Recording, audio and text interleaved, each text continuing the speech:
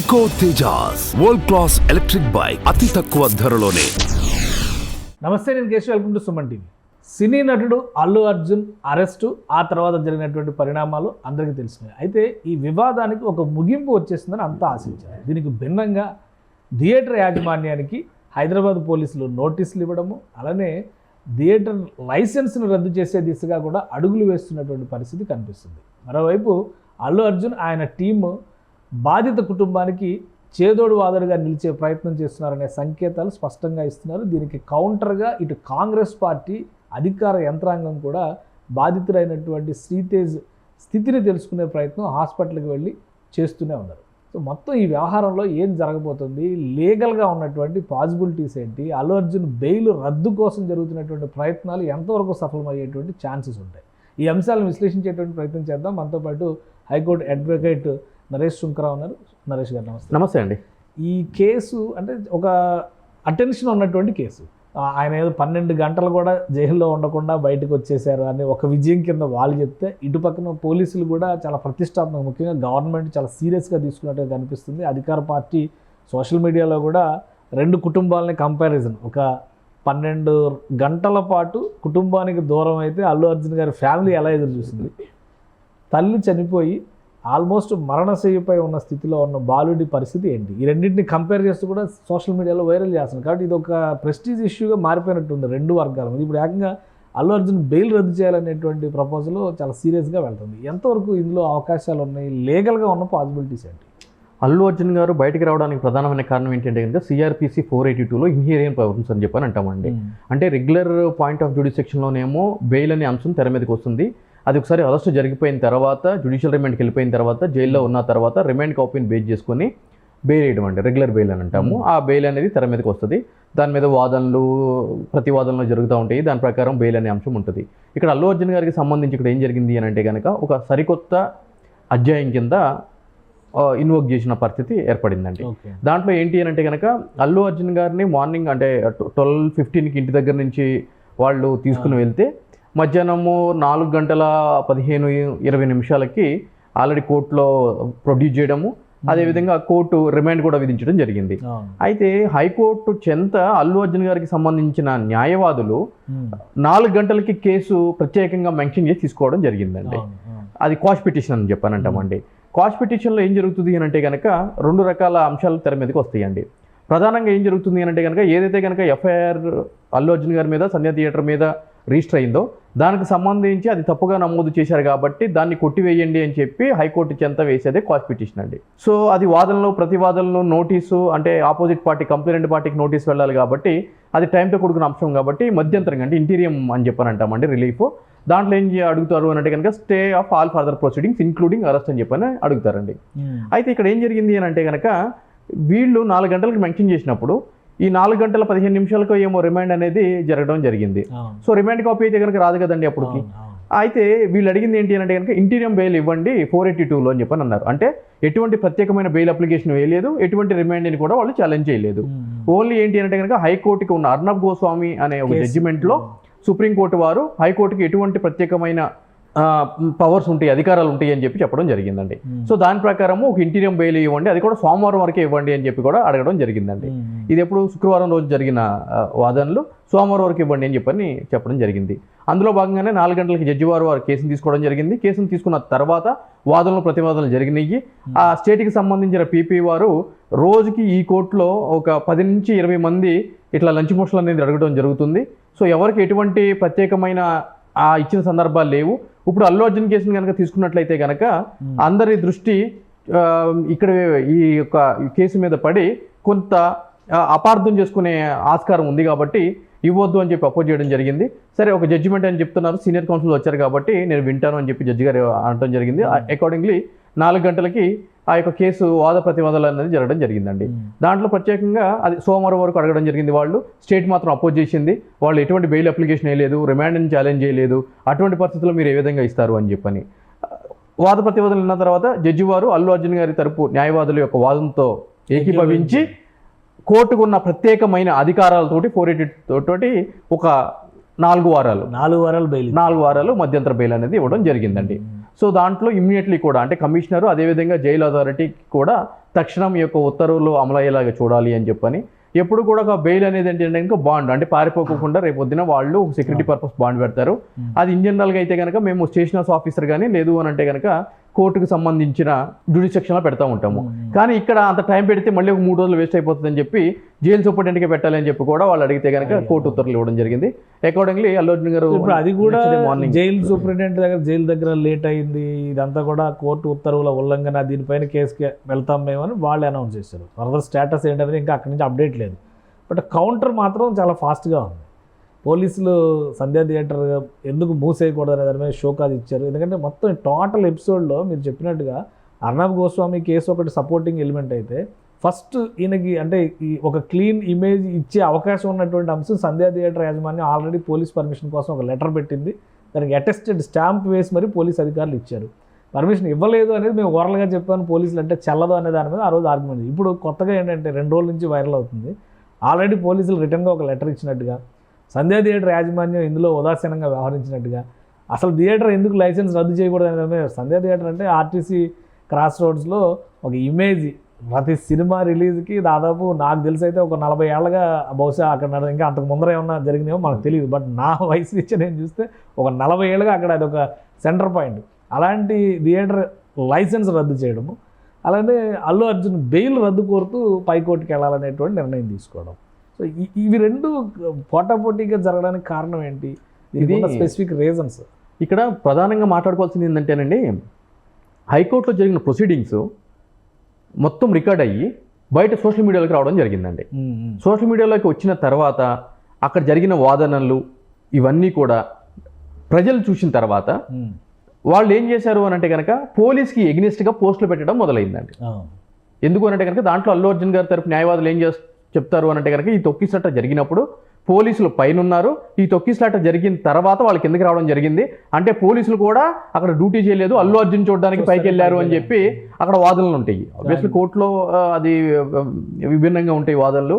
So ఆ video బయటకు వచ్చిన తర్వాత ప్రజలకు ఏం జరిగింది అని అంటే కనుక పోలీసు వాళ్ళ మీద ఒక విభిన్నమైన అభిప్రాయం అనేది ఏర్పడటం జరిగిందండి. అంటే వీళ్ళు కూడా హీరోని చూడడానికి వెళ్ళారా అని చెప్పి ఇమేజ్ కూడా దెబ్బతింది. సో గవర్నమెంట్ ఇమేజ్ చాలా దారుణంగా దెబ్బతిందండి, చాలా దారుణంగా దెబ్బతింది. ఇంకో విషయం ఏంటి అంటే కనుక అటువంటి video proceedings, live streamed proceedings court నుంచి బయట రికార్డ్ చేసి ఆన్లైన్లో అప్లోడ్ చేయడం అనేది కంటెంట్ ఆఫ్ కోర్ట్ కింద వస్తుందండి. అదేవిధంగా కాపీరైట్స్ యాక్ట్ని కూడా వైలేట్ చేసే విధంగా ఉంటుంది.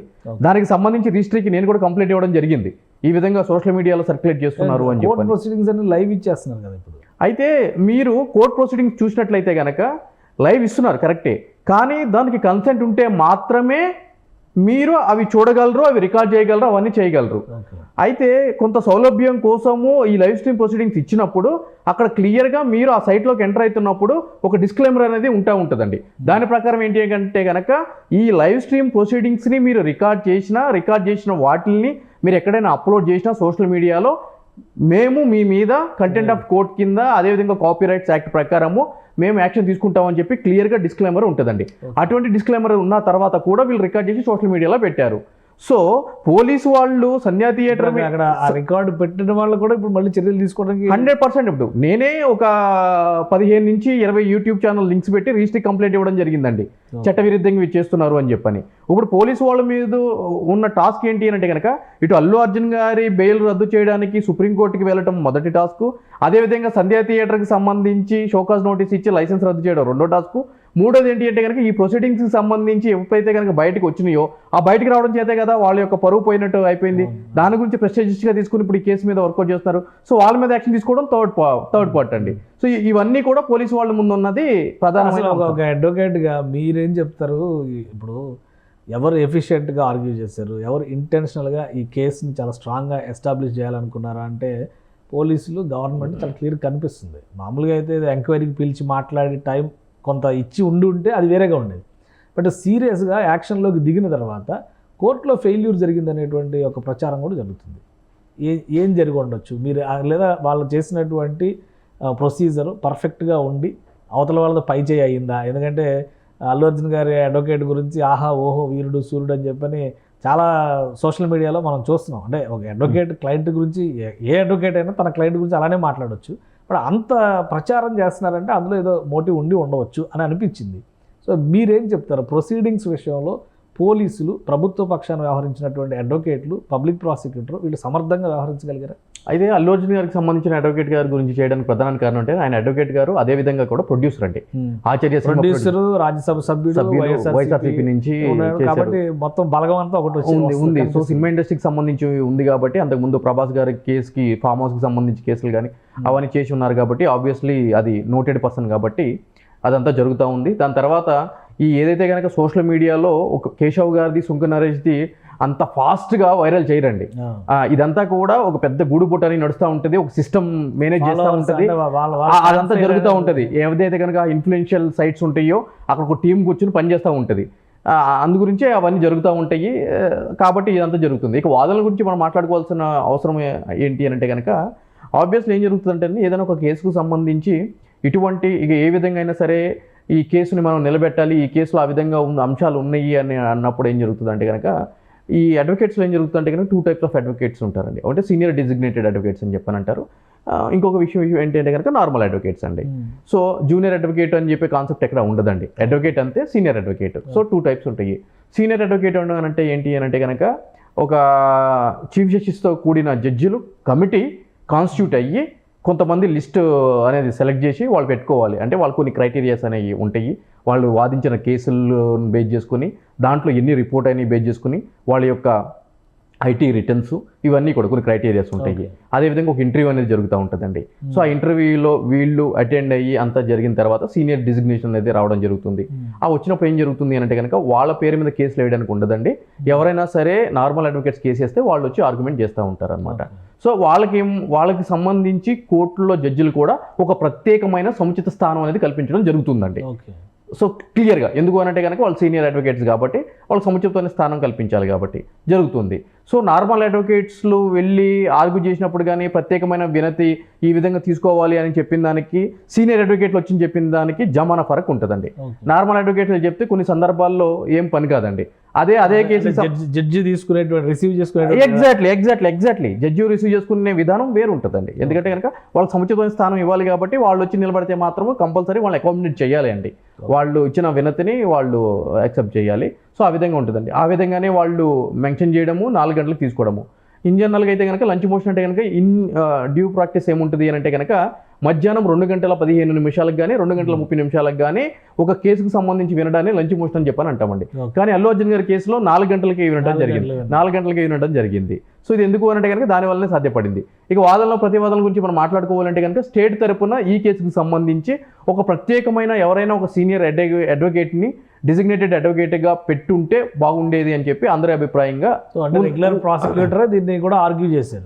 రెగ్యులర్ పీపీ గారు ఆర్గ్యూ చేశారు కాబట్టి ఆయనకు ఉండే కేసులు స్వభావం దృష్ట్యా, ప్రజల దృష్ట్యా, ల్యాక్ ఆఫ్ టైం దృష్ట్యా ఇవన్నీ కూడా అంశాలని మనం దృష్టిలో పెట్టుకోవాల్సిన ఆవశ్యకత ఉంటుంది. సో కాబట్టి స్టేట్ గవర్నమెంట్ ఒక ప్రత్యేకంగా తీసుకోవాల్సిన కేసు కాబట్టి దీనికి ఒక స్పెషల్ అడ్వకేట్ని ఎవరినైనా సరే అపాయింట్ చేసి ఆ అడ్వకేట్ని కనుక స్టేట్ తరఫున వాదనలు వినిపించుంటే ఇంకొక సీనియర్ అడ్వకేట్ తోటి ఈ కేసు వేరేలాగా ఉంటుంది. అంటే ఏపీలో మనం చూసాం జగన్మోహన్ రెడ్డి గారు ముకుల్ రోహత్గిని ఎలా ఆయన సిద్ధార్థ లూథరాని పెడితే ఈయన గవర్నమెంట్ నుంచి. సో ఆ ప్రయత్నం జరగలా తెలంగాణ. ఇప్పుడు ఏంటి స్టేటస్?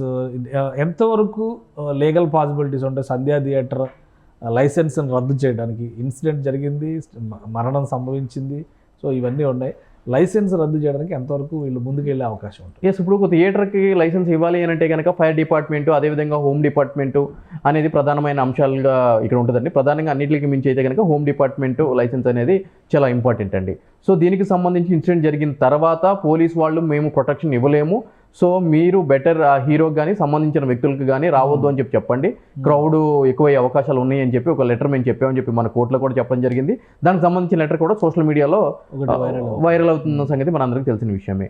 అయినా కూడా వాటిలన్నింటినీ పక్కన పెట్టి వాళ్ళు సొంత సైన్యంతో, ప్రైవేట్ సైన్యంతో అక్కడ షో రన్ చేయించడము, ఒక ప్రాణం బలిగొనడము, ఇంకొక చిన్న బాబు హాస్పిటల్ బెడ్ మీద ఉండటము, ఇవన్నీ జరిగిన సందర్భాలే. కాబట్టి వాళ్ళు కొన్ని ల్యాప్సెస్ని సంధ్యా థియేటర్ తరపున వాళ్ళు కనుగోవడం జరిగింది. కాబట్టి దానికి సంబంధించి మేము మీ థియేటర్ యొక్క లైసెన్స్ ఎందుకు రద్దు చేయకూడదు, మేము చెప్పిన తర్వాత కూడా మీరు ఈ అంశాలని తుంగలో తొక్కుతూ మీ యొక్క ఇష్టానుసారంగా ప్రవర్తించారు కాబట్టి దానివల్ల ఇటువంటి లా అండ్ ఆర్డర్ పరిస్థితి ఏర్పడింది కాబట్టి మీ లైసెన్స్ ఎందుకు రద్దు చేయకూడదని చెప్పి నోటీస్ ఇవ్వడం జరిగిందండి. షోకాజ్ నోటీస్ అండి. ఎందుకంటే కనుక ఆడి ఆల్టర్ ప్యాట్రమ్ అని అంటాము. ఏదైనా సరే ఒక యాక్షన్ తీసుకునే ముందు వాళ్ళకి ఒక నోటీస్ ఇచ్చి వాళ్ళ యొక్క ఎక్స్ప్లెనేషన్ విన్న తర్వాత ఏదైనా సరే చర్యలు చేపట్టాలి కాబట్టి షోకాజ్ నోటీస్ ఇవ్వడం జరిగింది. ఇప్పుడు ఈ షోకాజ్ పైన చర్య ఏముండొచ్చు? షోకాజ్ నోటీస్ మీద వాళ్ళు ఆబ్వియస్లీ రిప్లై ఇస్తారండి. ఆ రిప్లైని కన్సిడర్ చేయొచ్చు, చేయకపోవచ్చు కూడా. సో ఈ యొక్క విషయంలో సంధ్యా థియేటర్ యొక్క లైసెన్స్ అయితే కనుక క్యాన్సిల్ చేస్తారండి, రద్దు చేస్తారు. చేసే అవకాశం ఉంది. అవును, చేస్తారండి. బట్ ఇది మరి చాలా ప్రెస్టీజియస్ అనేటువంటి అభిప్రాయం ఉంది కదా, ఇవేం కన్సిడర్ చేయరా? ఈ 40 ఏళ్ల లెగసీ కానీ ఇవేమి అన్ని పక్కన పెట్టి ఇక ప్రభుత్వం థియేటర్ అన్నప్పుడు ప్రభుత్వం థియేటర్ ఎంత అండి? అంతే. అంటే ఎన్ని సంవత్సరాల ఇది ఉన్నా కూడా సో నిర్ణయం తీసుకోవడానికి అవకాశం ఉంది, ఎక్కువ శాతం అవకాశం ఉందండి. సో ఇక్కడ అల్లు అర్జున్ పరిస్థితి ఏంటి? అల్లు అర్జున్ గురించి ఇప్పుడు బెయిల్ రద్దు కోసం వెళ్ళారు, ఇంకా రెగ్యులర్ బెయిల్ కూడా రాలేదు. సో మళ్ళీ అక్కడ కౌంటర్ ఆర్గ్యుమెంట్స్, అలానే ఈ కొత్త కేసుని మళ్ళీ టేకప్ చేసేటువంటి పరిస్థితి ఉంటుంది. ఏమేమి పాసిబిలిటీస్ ఉండదు? అయితే ఇది ఫ్రైడే రోజు ఆర్డర్ రావడం జరిగిందండి.